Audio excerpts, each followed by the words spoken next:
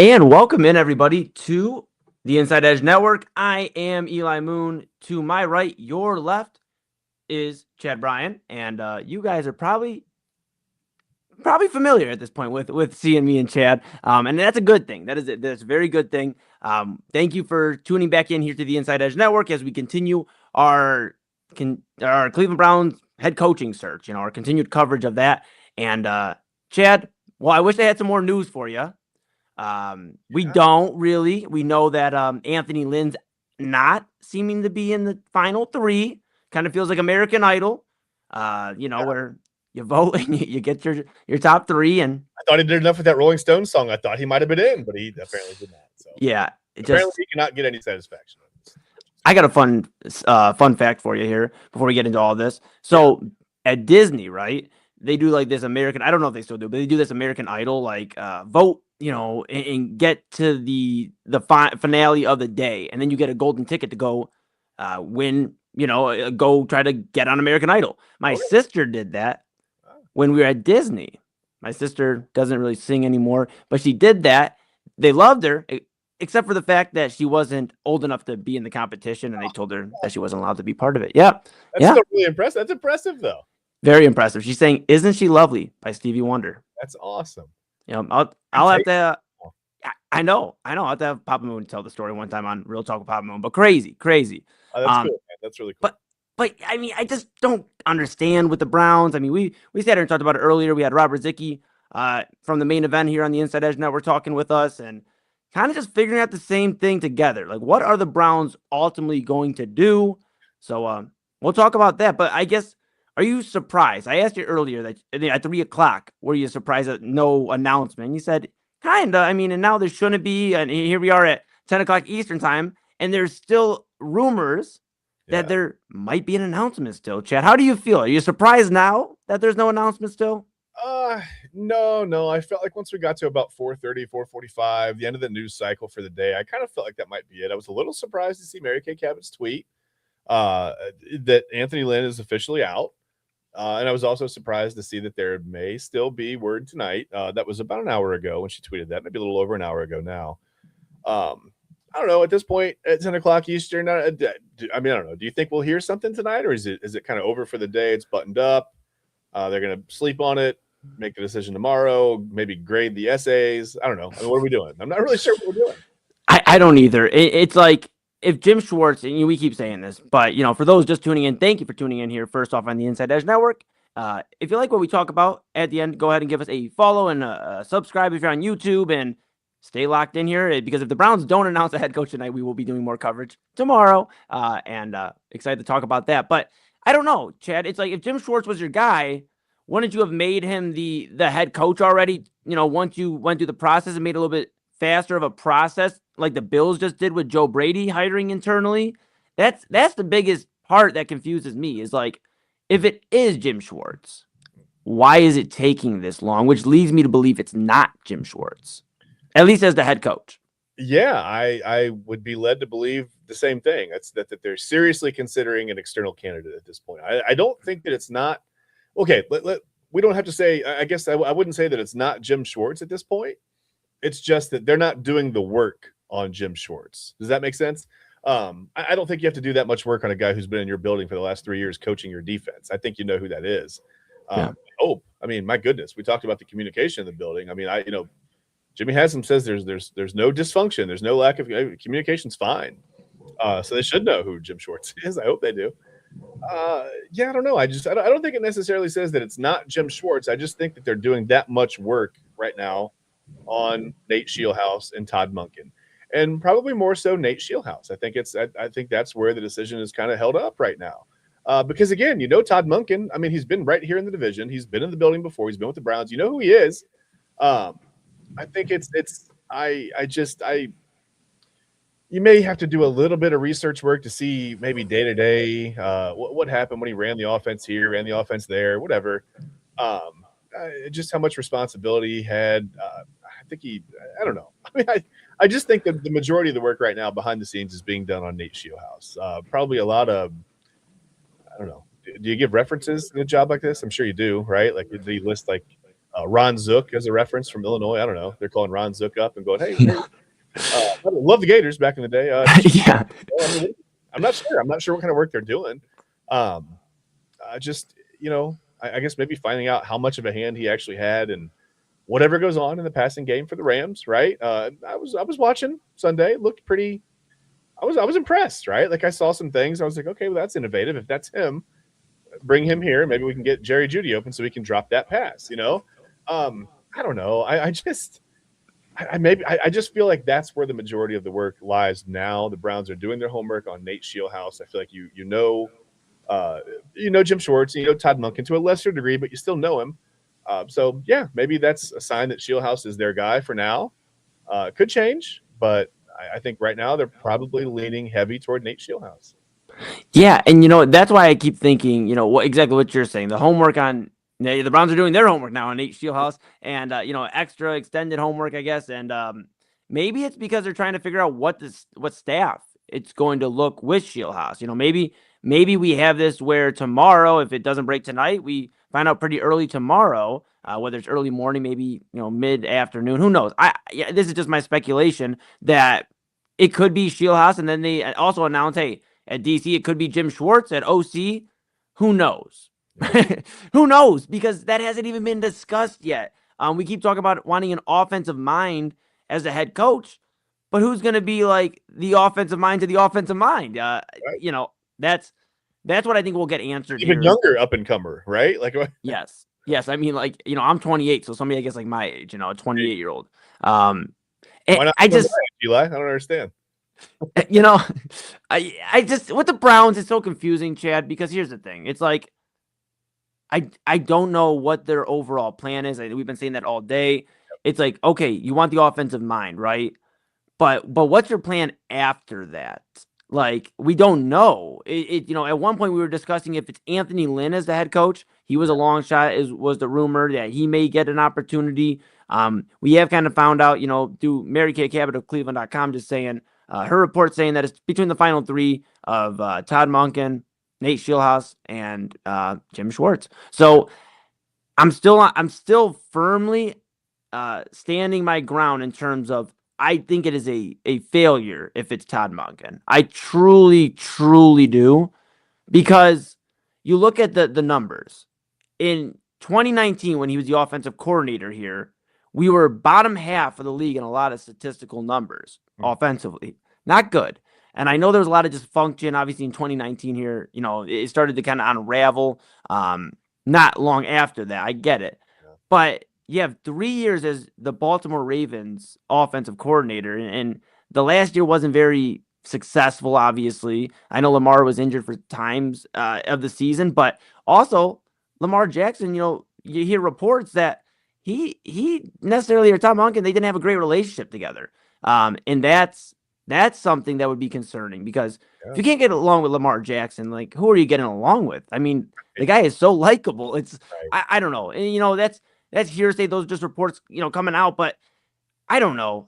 Chad. I think it's a failure if they bring in Monken. I think it's disappointing if they bring in Jim Schwartz, not because of Jim Schwartz himself. I just think it's because of the timing. Because why is it taking this long? Yeah. So I think at this point, a lot of the Cleveland Browns fan base is going to be disappointed if it's not Nate Shieldhouse. Yeah. Yeah, I think so too. I think there's a strong possibility of that. I think, listen, a lot of people like Jim Schwartz. I don't think that's the problem. I just think, like you said, I mean, why all the pomp and circumstance if you're just going to promote a guy from within anyway? And I get it. You want to do your due diligence, and this isn't easy. And the Browns don't have a track record of getting things right. In fact, what would you say if I told you? They don't seem to get it. It's not even that they don't have a track record. They have a track record of getting a lot of things wrong, right? Yes. So I don't know. I mean, who's doing their due diligence? Do we trust whoever is doing their due diligence?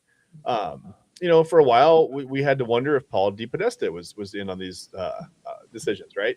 And now we're back to the terrifying reality that it's probably Jimmy Haslam. With however many years, 10 years of Paul DePodesta's tutelage or whatever. Was that 10 years? That's wild. Yeah, time flies when you're having fun, So much fun with those 19 wins. Yeah, I don't know. And then is it Andrew Berry? Is it are we asking does Myles Garrett have a say in this? It just Right. gets so muddy. It's like the I don't know. The works are gummed up, as they say. I'm not really sure. Yeah, It's it's a mess. what they're doing. Yeah, it's a mess. Yeah. It's a mess. It's a mess, Chad. And you know what? We'll talk about some other situations that are a mess later on in the show. For those tuning in, we are going to do a power hour here with you. Bring you to about 11 o'clock Eastern time or a little bit after. We're not going to, if we're having a great conversation, we're not going to just cut it at 11. All right. See everybody next week. That's it. But Bye.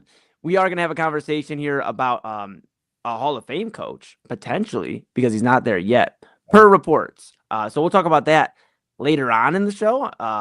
But right now, I'm not really worried about a Hall of Fame coach for the Cleveland Browns in terms of like we need somebody of that caliber. We just need somebody to let us get into playoffs, like the playoff contention, like get into postseason battles, and then we'll worry about like your resume later on. But I think clearly with the three options, there is like no retread that has a strong history as a head coach. Jim Schwartz would be a retread. Todd Monken though, and Nate Shieldhouse, they'd be getting their first opportunity. And that's something I don't know. I don't know if that really factors into everything here.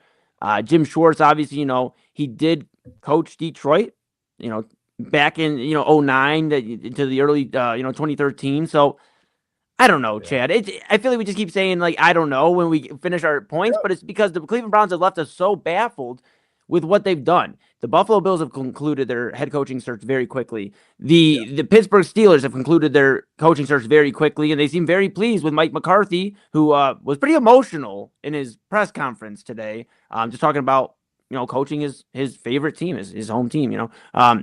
So it just seems like, and you look at the Ravens, they get a guy who basically told the Browns, I don't have time to wait. And now the Browns, I feel like, are going to wait themselves out of even getting the guy they wanted all along. Because if it was Shieldhouse, that's a big talk, is it was Shieldhouse all along. They were waiting for the opportunity to get to him and interview him. Yeah. Well, it's what, 10:14 Eastern time in the evening, the day after they spent all day interviewing him in Los Angeles. Yeah. It just concerns me because how involved is Jimmy Haslam in this coaching search? We talked about it earlier. Is this Andrew Berry making a decision on who the head coach is going to be to align with him? Or is this Jimmy Haslam deciding that he's going to do what's best for the franchise and put us in a position where we're not only firing Andrew Berry next offseason or earlier, but we're also getting rid of whoever takes this head coaching position? It just feels like whoever takes his job may be getting set up for failure too, because who knows if Andrew Berry's even on the same page with any of these guys. Yeah. Well, and another thing behind the scenes you wonder is there an agreement in place for someone who may want to be the head coach, but they're being stuck with a staff that the organization wants? Or is the guy that they're targeting, that they have picked as their number one guy, is he still mulling over another decision? Is he, give me 24 more hours there. I think about this. We just don't know. I mean, it looks like it's the Browns not moving on a decision, right? For all we know, the Browns have made a decision and they're done. And they've made the offer, and the offeree at this point is I don't know, need time, guys. Need time. I need time. That could very well be too. So don't forget that it could be that too. It could be any number of things at this point. It really could. Some of them bad, some of them good. We'll have to wait and see. Yeah, no, exactly, and that's kind of where we're at. We're kind of at a stalemate with the Browns. I keep putting the question up. I put it up a few times here today. I mean, did have Anthony Lynn at the end of the question earlier, but like I said, per reports, it appears is it Shieldhouse, is it Schwartz, or is it Monken? And I don't know if I'm really trusting the Browns. And I get it. They could just be figuring everything out, Chad. But typically when we give the Browns the benefit of the doubt to figure things out, they end up hiring a Freddie Kitchens who had the pulse of the locker room. And that's something I want to talk about too, because I do love Jim Schwartz. He has done wonders for this defense. The guys on defense rave about him. Myles Garrett loves playing for him. Denzel Ward says he has, he's a great leader and has helped him tremendously in his growth as a player. I'm not doubting that he hasn't improved the defense. Right. However, it's just when you look at it, do you really think that Jim Schwartz is going to be the guy that can help mold this offense into being better than they were last year and improving. Do you think Jim Schwartz, when the Browns do potentially go on a 3-4 game skid, is he going to be able to get into the ear of the locker room and say, hey, we need to turn this around? Or are they going to remember that, okay, well, we should have known going into this that Jim Schwartz wasn't super successful as a head coach before. I get he did have the one, successful year in Detroit, but after that, just nothing really impressive. So if you're the Cleveland Browns, you don't want to make another Freddie Kitchens mistake, is all I'm saying. And I think it's really important that they get this hire right. We watched a clip, and I think what we'll do is we'll play it in between our little intermission here. We'll play that clip that we played earlier today per ESPN, and just kind of going over the bridge coach. And I think the more I've thought about that, I hate that. Yeah. I think I hate that, Chad. Yeah. There is no such thing as a bridge coach. Oh, go ahead. Yeah, I don't know. I've lost you for a second on my end here. I don't know if you're I was just saying there's no such thing as a bridge coach, Chad. It's like you got to believe in the franchise and in somebody to lead the franchise moving forward. There is no just get us 2 to 3 years. I truly, as much as we talked about earlier, Mike McCarthy really may not last super long in Pittsburgh. I don't think the Steelers went into that hire going, well, we just hope Mike McCarthy makes it 3 to 4 years and we can get the next guy. In their plan, Mike McCarthy can at least make another 10, 12-year run, and they're not worrying about this for the next decade. I don't understand. I don't like the idea of a bridge coach because, okay, maybe in some cases it works. I can't really think of a great example. Maybe if you've got a guy who's been on staff. I sound like you got a guy here. If you got a coach who's been on staff for a while, and he's going to retire and he's at the end of his contract. He's got 3 years left, 2 years left, whatever. Maybe a bridge coach makes sense there. It's like you've got a guy that you've got a guy. Keep doing that. There's a guy in the league somewhere that you've got your eye on, and then you can watch how he develops for a couple of years while you have your trusted guy be the coach, right? But in this case, I don't like it because what do you do with Jim Schwartz after when he gets to the other side of the bridge? Do we just kick him off into the water? Like I don't understand. Like what do we do with him? Because at that point, are you comfortable sending Jim Schwartz? Okay, now go back and run the defense. I mean, what's going to keep him just saying, kick rocks, I'm out of here. I'm going to go somewhere else and run their defense, or I've got another head coach opportunity or whatever. Because if he does do well here for 2 or 3 seasons, I would think that even he'll be 65 or so, but he would at least be in demand because I think there would be that air of mystery. Like, how did you fix the Cleveland Browns? Like, what the world did you do? Yeah, no, exactly. So I think there would be just a natural, attraction to him from franchises looking for a coach. Yeah, I just don't know what you do with him afterwards. I don't like the idea for us in this situation because I don't know what you do with him when he's done. When the 2 or 3 years are up, where's he go? Yeah, unless he's playing. They know that. I have no idea. Yeah, I don't know, Chad. It's a mess, man. Ultimately, when you look at it, it's the idea just is something that maybe a successful franchise can do. The Steelers could get away with this if they look back and Mike McCarthy only goes 3 to 4 years, but they have some success in the playoffs, start getting closer to the Super Bowl than they have been in the last decade.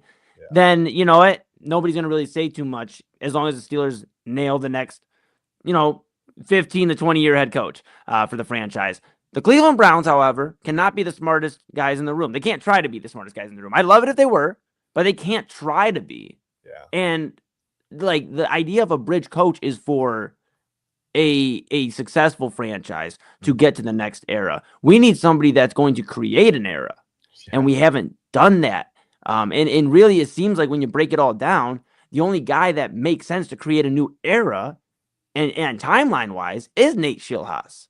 He's 35 years old. Yeah. He can be the 15, 20-year coach for this franchise. And if he coaches 20 years, he's only 55, 56 years old, depending when his birthday falls.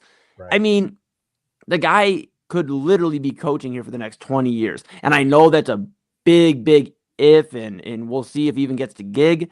But you got to be thinking that's what's going through the Browns' mind a little bit too is, okay, we need longevity. We have not had longevity. The longest tenure and success we've had since 99 is with Kevin Stefanski, and that was 6 years.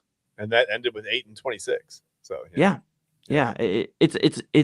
It's crazy, and then obviously, when you just look at it, you have so much going on between, what do you do at quarterback? Obviously, Shedeur Sanders, we mentioned he's a Pro Bowl quarterback, alternate, as Drake May goes to the Super Bowl. So the spot opened up. Shedeur Sanders took the position, and obviously you have him on the roster, who I still think very, very highly of, Shedeur Sanders. I think a 17-game season with the right guy there could do wonders for Shedeur's growth. I think last year was very, tumultuous. It was for everybody. Yep. And, so you have him, you have Dylan Gabriel, and you have Deshaun Watson on contract still. Yep. You got to look at that first off and think, okay, who can, out of these three coaches, who is best suited to fix this? Because I hear people mention, it's about the players, and, more than the coach. I've been hearing that talk, but it's like, at the end of the day, aren't the coaches supposed to help get these young guys into becoming better players? And, I know there are the cases of, what we're talking with Fernando Mendoza, where he should walk out day one and be exactly what they expect, a superstar. Yeah. But there are the cases where you have a third round running back that needs some help, or, you got a fourth round wide receiver who has some promise and you need the help there. I just don't know if anybody besides the offensive minded guy that just came from one of the most successful offenses this year in Los Angeles Rams. I think that's where I guess, like, the more and more I keep talking myself into Nate Shieldhouse, I'm going to be more disappointed if it isn't him, Chad. Yeah, I get it. And I'm also having a hard time with that because, to be honest with you, we all talk like it's been Nate Shieldhouse since 2020 for all of us. I wasn't thinking about Nate Shieldhouse 3 months ago when the Browns were whatever. I really wasn't. No offense to him, it just he wasn't on my radar, we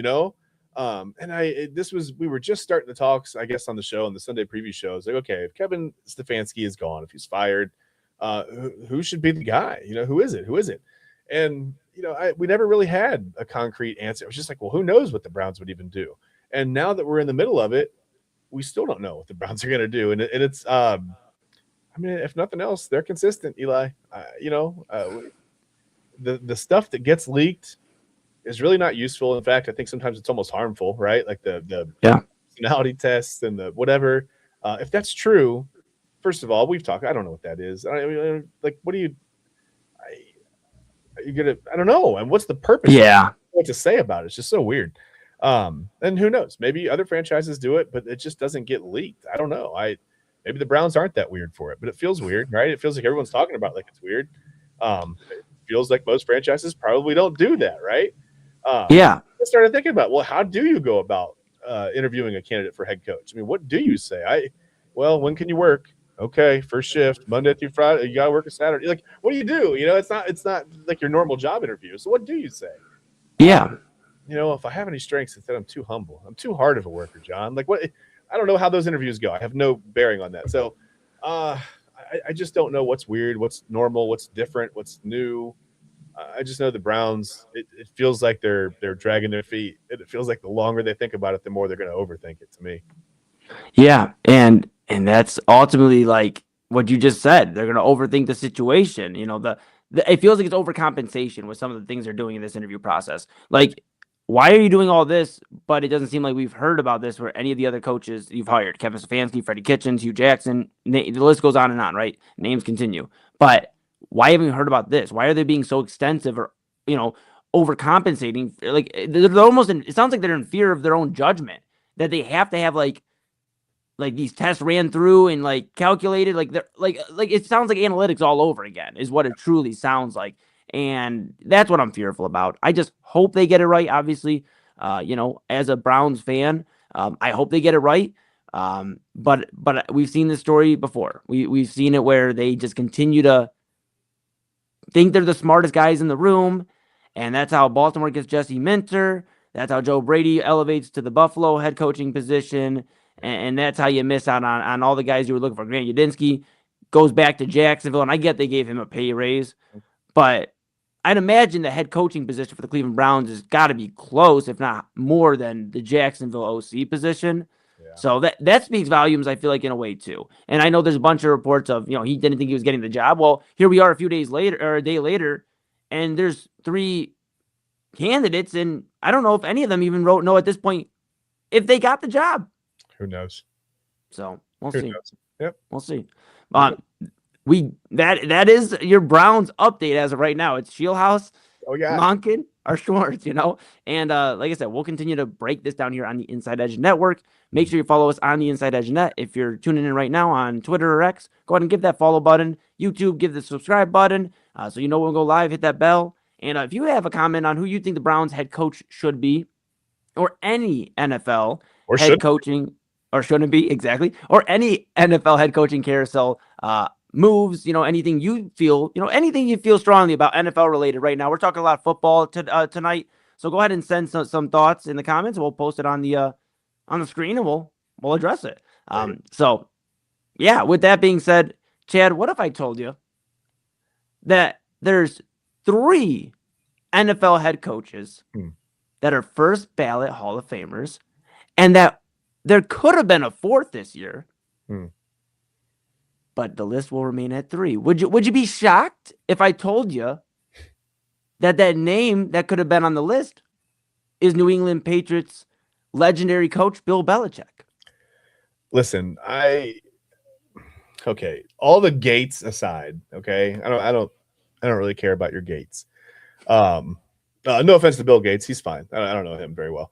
I just Spygate, Deflategate, whatever gate is fine. Listen.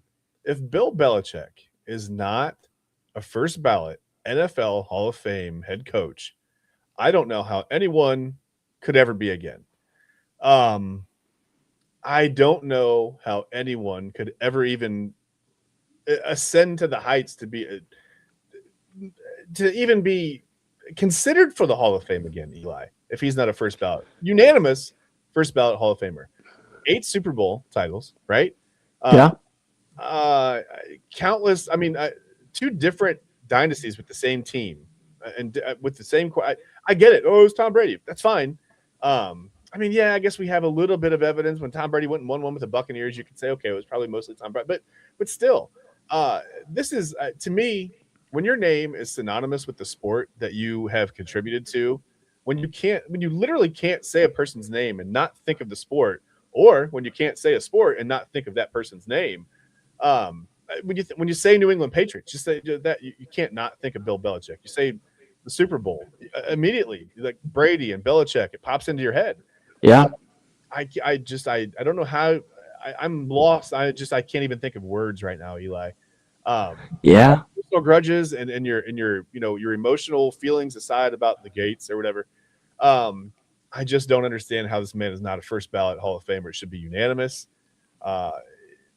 We have to stop people from voting with their emotions, and we have to start getting these the football writers, whoever these voters are, they have to start voting with facts and reality, and that something has to be based in reality here, because this was crazy to me. I just don't understand it. I can't make it make sense. I can't wrap my head around this.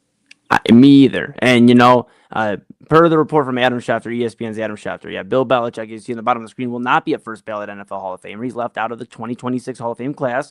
Now, we'll find out officially during the NFL awards show, but we're going to find out who the finalists are. And obviously, Bill Belichick, per Adam Schefter's report, isn't going to be on that list.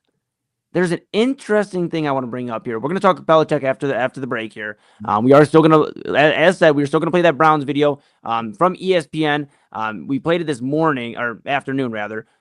It's been a long day, everybody. But we don't know what's going on. But we are going to play that clip from ESPN and Evan Cohen. So we're going to play that. But I do want to leave you with this before we get to break. Bill Belichick, right?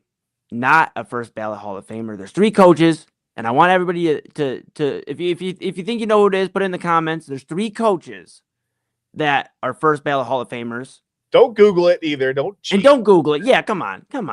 Stay tuned in here and just comment away. It's all right. I didn't know one of them. It's okay. I had to research. But I was gonna say there's no wrong answers. There are wrong answers, but we're not gonna make fun of you if you don't. Exactly. You know what? Exactly. But the crazy thing is, and I want to talk about this a little bit more after the break.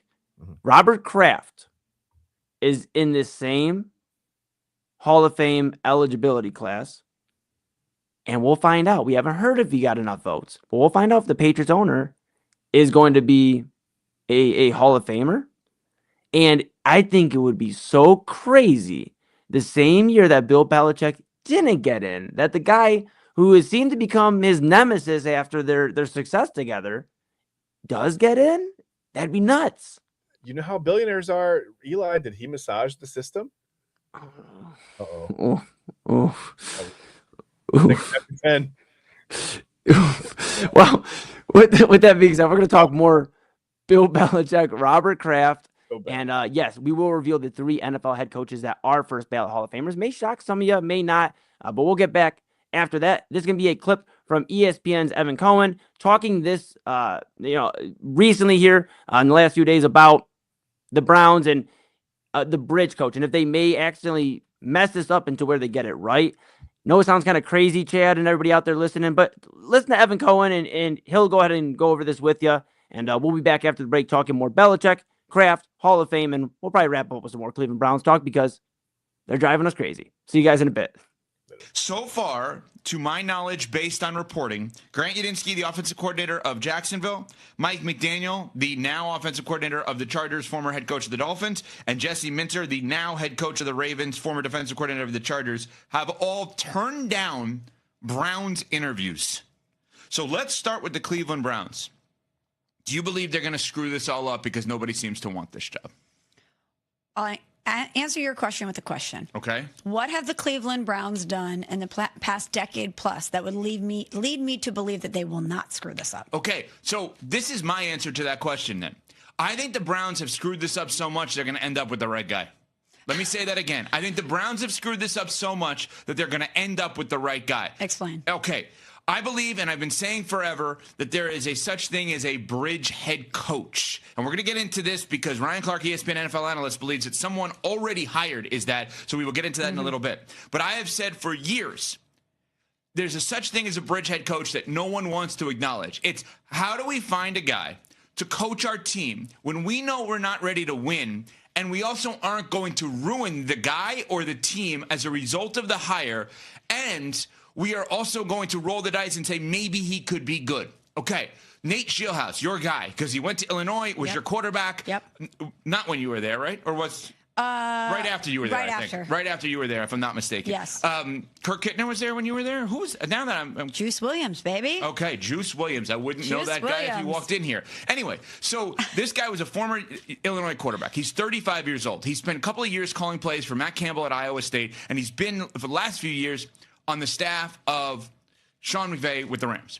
You get that guy. Everyone loves this guy. He could be ruined. And you could ruin him. He could ruin you. Is that fair to anyone? No. The Browns are telling everybody, according to reports, that they want Jim Schwartz to be the defensive coordinator with whoever this young up-and-coming coach is. Well, a lot of these young up-and-coming coaches are saying, well, what the hell's the point of me being a head coach if I can't pick a staff? So I think the Browns are going to end up with the thing that they need, which is a bridge coach. They're not ready for their long-term coach yet. They don't know 100% their quarterback position. They're not stable as a franchise right now because Andrew Berry stays as the general manager when Kevin Stefanski goes the head coach. That taking Jim Schwartz, putting him in a more prominent role is great for him because nobody else is giving him a head coaching job. And it's probably great for them because if they're ready to be a big-time team, and you don't think he's the guy, somebody will then want you, and he'll help you get there. I think they have done it so backwards that they're going to end up with the right guy that they should have had in the first place.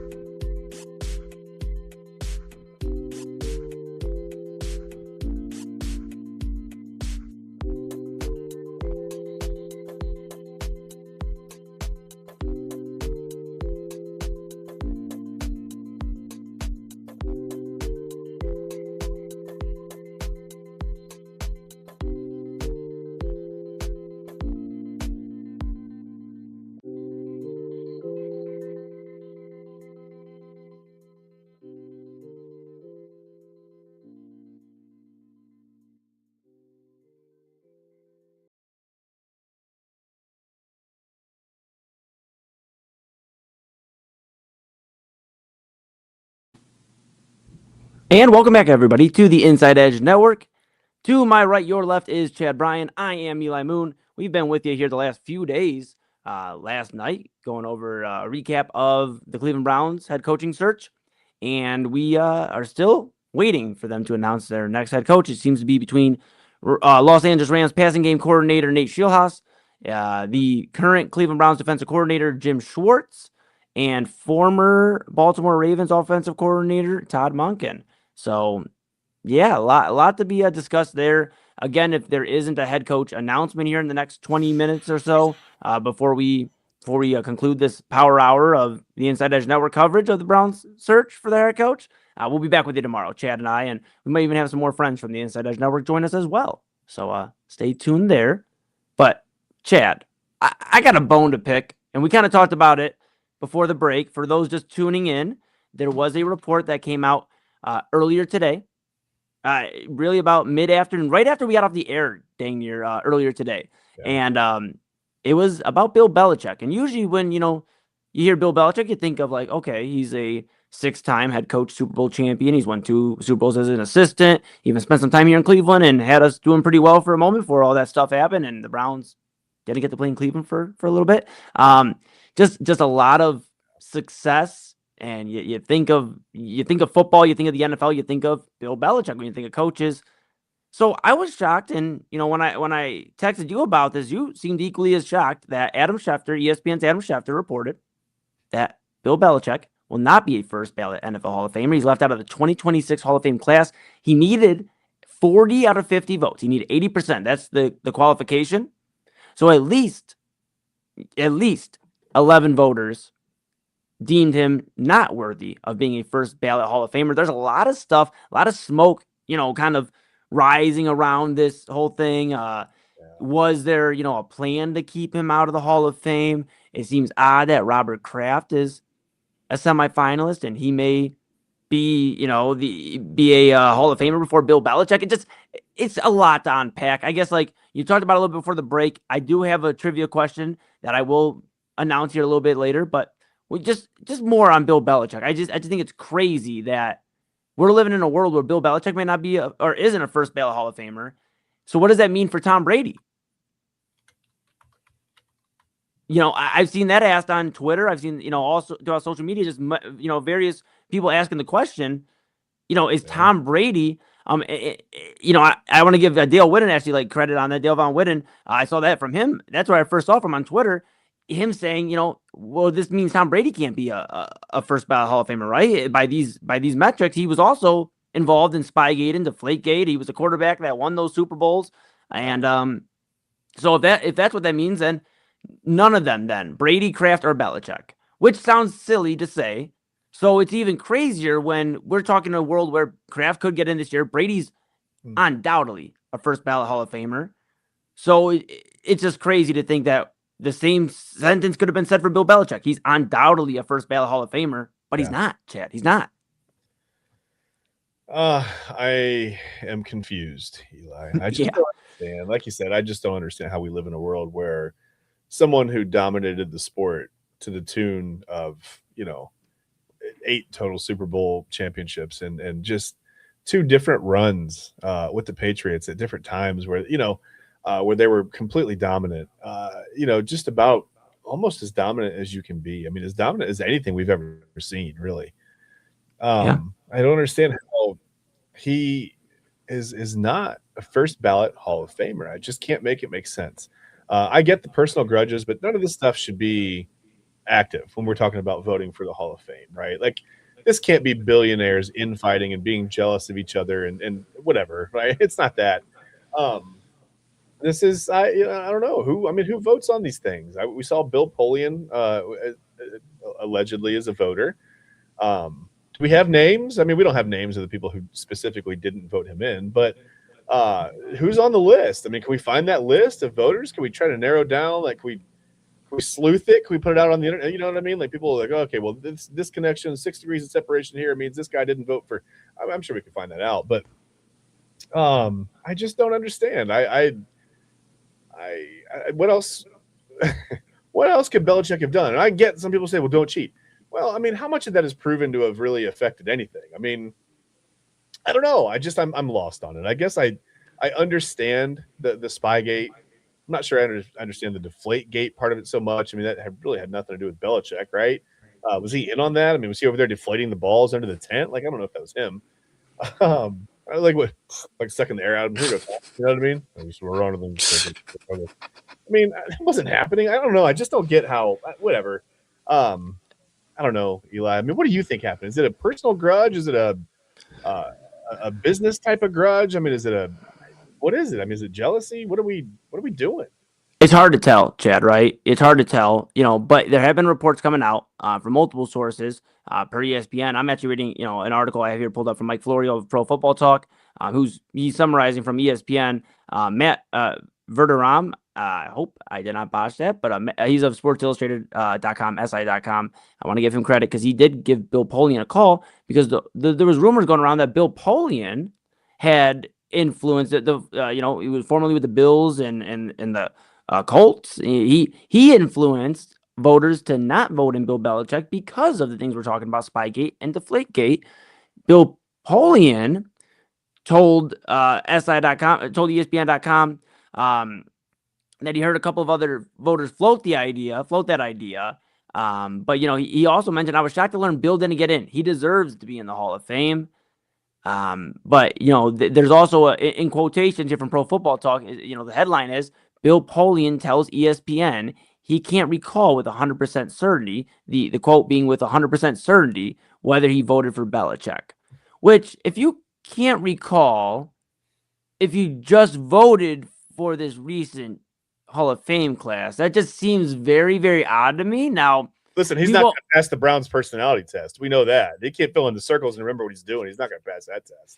Yeah, I mean, my goodness. But it's just, when you look at this, it just seems fishy. And that's kind of like the vibe I get. It feels odd that Bill Polian can't 100% remember, but somehow 11 voters, just by their own doing, decided that Bill Belichick wasn't worthy of a first ballot Hall of Fame vote. It makes no sense. I mean, we talked about it in baseball, and I get it's a little different with Pete Rose. Like the situation's different. What he got in trouble for was completely different than what Bill Belichick and Tom Brady and Robert Kraft and the Patriots organization, because they were all part of it, not just Bill Belichick. Yep. But it was a little different. But there was many people yelling that, like, if Pete Rose is in the Hall of Fame regardless, I can understand that first ballot. You got to, okay, betting on the game. Right. We're talking about it now in 2026, even more, more relevant than ever. But it's not a good look. So maybe you don't get him in the first, year or whatever, maybe 5 years. But Pete Rose, isn't here to celebrate a Hall of Fame induction. Yeah. And he's one of the greatest players of MLB history. And when we look back 10, 15, 20 years from now, and this is going to be a fact that Bill Belichick surely has to be on the second, his second ballot, he's got to be in. But the fact that he's on a first ballot Hall of Famer, is just crazy. And, it makes me think, receiver wise, like wide receiver, because this isn't the first time it seems odd that a guy didn't get in first ballot when he clearly should have. Obviously Bill Belichick's resume is stronger than anybody else that's been robbed of this. But look at Terrell Owens. A guy that clashed with the media, wasn't necessarily most media look at it. I shouldn't say most, but some media look at, Terrell Owens is not a team guy. It was all about me. Well, guess what? Terrell Owens was damn good. Yeah. He was great, actually. Playing on a broken, leg in the Super Bowl. I get it. They didn't win, but who's doing that? That's like very comparable to Ronnie Lott cutting off his finger to go back into the Super Bowl, So it's crazy that we just continue to have these conversations. And it seems to revolve around, with baseball, spiteful writers. We're having that conversation now with the steroid era. And we just talked about it on Thursday Topics that we'll have again here this Thursday, the topic might be the Cleveland Browns coach. But we'll still be doing this. Yeah. Just special edition. But, we just look at it, the spiteful writers from the MLB, with everything now and just determining who gets in the game. And now if there's, other people that were involved, like Bill Polian was around, obviously, when Bill Belichick was coaching. So why, if this is true, because there's a report, if it is true, then why are we allowing these guys that played, or coached, or were against the rivals to these franchises, dictating somebody else's career achievements after the fact. I just think it's silly. And there's no brainers in certain sports. Bill Belichick's a no-brainer that he could have been put in the Hall of Fame with 3-4 years left on his coaching career with the Patriots. Yeah. Certain things in sports, like you said, are just so easy that you don't overthink it. And it's not as if, I heard that, some guys in baseball didn't get voted in unanimously because a sports writer or two said, well, I just, I didn't think it was right to have, this player unanimous if this player wasn't, whatever. What if everybody thinks like that? I mean, what if everybody goes into their ballot like that and nobody votes for the player because nobody wants to be the guy to put him over the top and give him a unanimous vote, right? Same kind of dangerous mindset, right? Like, well, I'm not going to vote for him because everybody else will. It'll be fine, whatever. Or, I'm not going to vote for him because of these weird things. Like I've said, and I'll keep saying it until, people stop asking me. If you don't want to hear it, Eli, don't ask me. It's not the hall of really great guys who did everything the right way and never made anybody mad. Listen, Bill Belichick doesn't have the warmest, fuzziest personality, right? He's out there with the hoodies, with the cut-off sleeves, grumbling at everybody. I mean, I'm sure that's off-putting to some people. Maybe to some other people, it's a little bit endearing. I mean, the guy's just focused on his job, right? He's not trying to, no offense, media, but he's not worried about how you feel. He's trying to win football games. I don't know. He doesn't have to have the warmest, fuzziest personality, really. But then look what that does. Now, in the end, here he is. A clear, I don't care what the ballots say. He's a clear first ballot Hall of Famer, but he's not in the first time around because of who knows? Could be because of the personality. Could be because of the cutoff sleeves. We don't know. But it's, it's just, it doesn't make any sense. It's literally, it's senseless. Yeah, it is. It is. And I know I teased before the break. There's 3 first ballot Hall of Fame coaches. And, we were talking before we got on here on the air because it kind of shocked me. I'm going to name them, and then we're going to go over a very interesting stat that I think should just be clear-cut as why Bill Belichick should have been the 4th first ballot Hall of Fame coach. I was shocked. The 3 names. 3. I didn't know that. Yes. Yeah. Yeah. No, very shocking. Like I said, when I first heard it, great coaches, and I'll go over the names here in a second, but you compare Bill Belichick to these guys, and it's crazy. So you have Chuck Noll, Pittsburgh Steelers legend. You have Don Shula, Miami Dolphins legend. And then you have Tom Landry with the Raiders. So you have those 3 coaches as first ballot NFL Hall of Famers, which I don't think would be an issue if Bill Belichick had joined that list. I don't think anybody would really be mad about Don Shula or Tom Landry or Chuck Noll being those other 3 names. However, Chad, I did some dive, and I just really wanted one stat out of all of them, right? Because when you measure a coach, they can't win MVP, they can't win most improved or anything like that. They can't win defensive rookie of the year. They can't win. This guy broke his ankle last year, and here he is. Yeah, exactly. They can't win these awards, but what they can win is a Super Bowl. Yeah. And I did some diving, right? All right. Chuck Noll, right? Tom Landry, Don Shula, together, 8 Super Bowls. Okay, that's a lot. It's pretty good. That's a lot. That's actually a lot. That's almost 9 more than I have. That's a lot. Yeah, that's true. That's true. Yeah. Now you look at Bill Belichick. 6 Super Bowls as a head coach, 2 Super Bowls as an assistant, which still a Super Bowl. Yeah. So 6 plus 2. What is that? My math teachers have not failed me all throughout school. And that would be 8. And that would mean that between head coaching and assistant coaching, Bill Belichick has the same amount of Super Bowls as Chuck Noll, Tom Landry, and Don Shula. Okay, let's take away the assistant coaching. Fine. You know what? We'll just compare head coaches. 8 for Noll, Landry, and Shula. 6 for Belichick alone. That is the most clear as day stat that should tell you how crazy it is that he is not there. And I mean, anybody that disagrees just must not have been around during that time, because Bill Belichick struck fear into opponents. And it wasn't because he was talking crazy, like he was like, we're going to go out and be physical and all that. He just said, we're preparing for you. But the track record eventually just started speaking. Started speaking for itself. And you got worried. Like fans got worried. Fans of teams got worried. Teams themselves got worried when Bill Belichick, Tom Brady, and the Patriots strolled into town.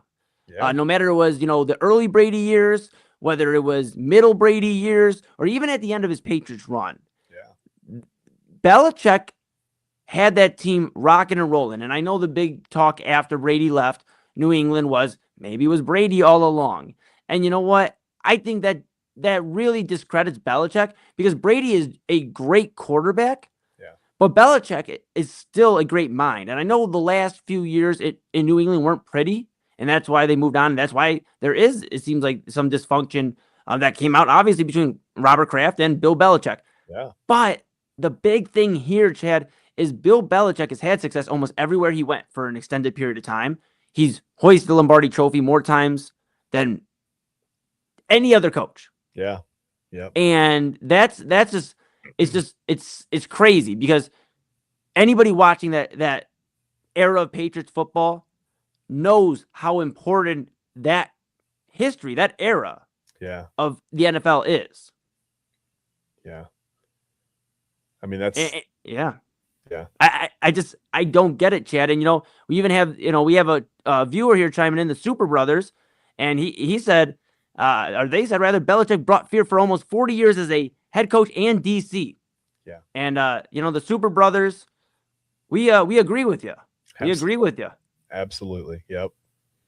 That is someone who not only, I mean, just the way Bill Belichick did everything about him absolutely transcended the game. Like he's you can't have more of an impact on a sport than Bill Belichick had on football. I don't get this, man. I don't understand it. I understand holding a grudge against someone, but to the point where you're withholding accolades that are clearly deserved. I mean, that's so petty and so unnecessary. This was such a no-brainer. And much like the Browns with their possible head coach search, they maybe messed it up. You know what I mean? Yeah. Like, I don't get it. Very, very possible. Very, very possible. And the Super Brothers did chime in. We got to share this one here too. They said, "Do you think the voters are just jealous of his girlfriend?" Hey. Well, you know what?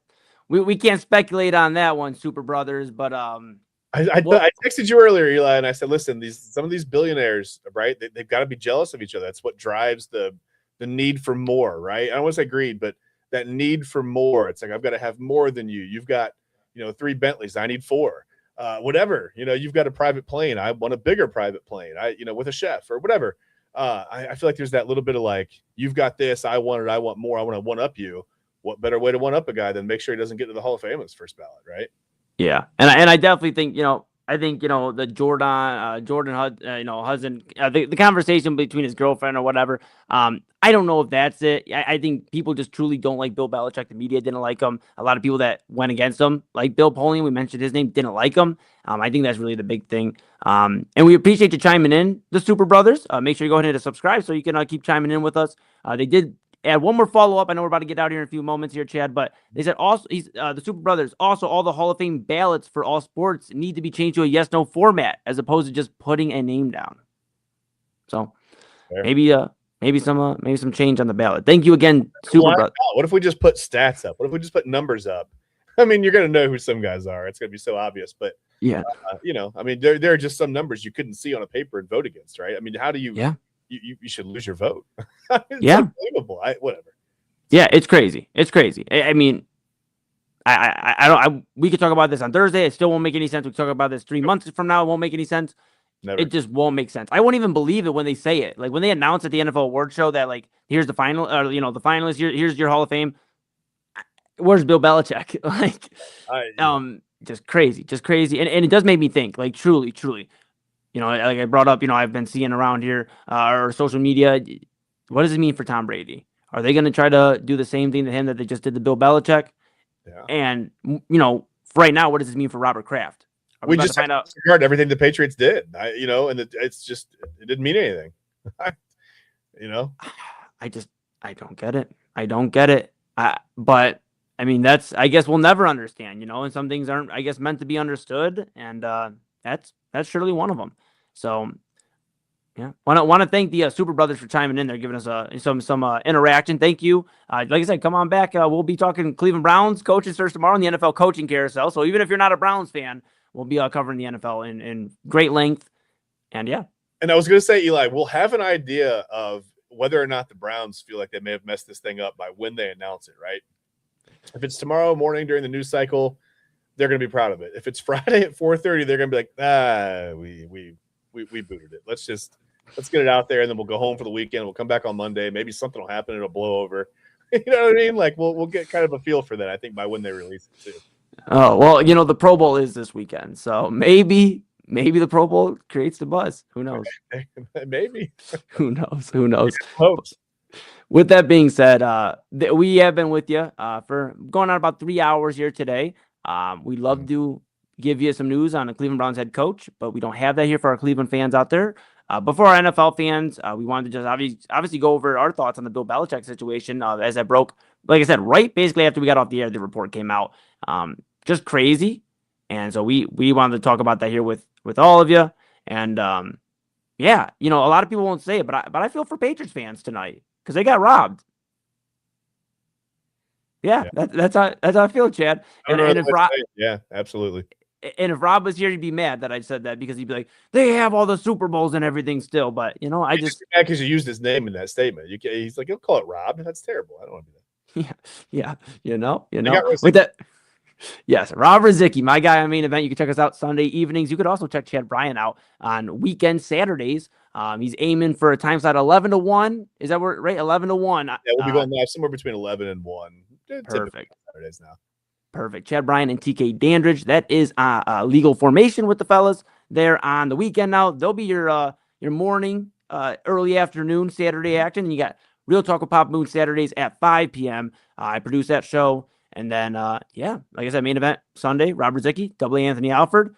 We will be breaking down maybe some Pro Bowl action, potentially. Maybe going over some other things as well across the sports world, NBA, MLB. We have talked golf and NASCAR in our last two shows.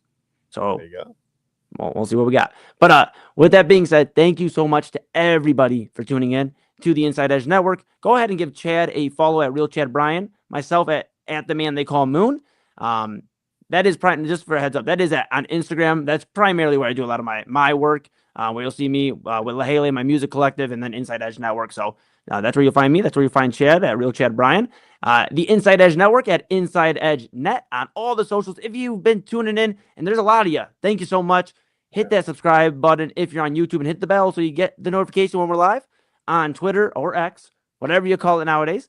Hit that follow and get alerted when we're live because we're going to be able to give you our thoughts when the Browns have their new head coach. We'll give you our thoughts on everything, sports, entertainment, and just mental health. Everything just very important. We are that source for everything you need. So with that being said, Chad Bryan to my right, your left, I'm Eli Moon. This is the Inside Edge Network. We will go to sleep, and hopefully when we wake up tomorrow, the Cleveland Browns will have a head coach, and we'll make more sense of what the heck just happened for the NFL Hall of Fame class of 2026. What a mess. Chad, any final thoughts? I think like I said, I think we'll get a feel for how the Browns feel about their not just their decision, but just the whole process in general by when they announce it. There's really no rush. If they've got an agreement in place, they can release the new. Nobody's in a hurry to hear from them, at all. We're not waiting with bated breath, sitting here refreshing Mary Kay Cabot's feed every 30 seconds. I said to you earlier, I texted you, I was like, she's an absolute master of engagement because I have refreshed her feed. I don't know how many times just during the show, but over the last 2 hours, probably a couple hundred times. I've given her a couple hundred impressions just on my own. Can we put this last comment up? Sure can. Give me 1 second here. Absolutely. Yeah, back from the Super Brothers one more time, Chad. Go ahead and read that one. Hey, so Chad's final thoughts are kids need to go back to school. Finally tomorrow. No snow day. Sorry, kids. It's gonna be cold, but you gotta bundle up. Wear the hat, wear the gloves, whatever. You got to get to school tomorrow. I'm probably just gonna nap all day. Set my alarm for. Eli, call me if the Browns say something. I'll come in here looking groggy, and we'll talk about. I don't know. I'll probably mess up his name, like Nate Shield Schwartz or something. Who knows what'll happen? My goodness. Tomorrow, we'll see. We will see. Absolutely. Once again, that is Chad Bryan. I'm Eli Moon. We're We're going to get some rest. We'll be back with you tomorrow. Stay tapped into the Inside Edge Network. Stay tuned in. Inside Edge Net on all socials. Your source for everything. Inside Edge Network, Chad, Bryan, Eli Moon. Thank you.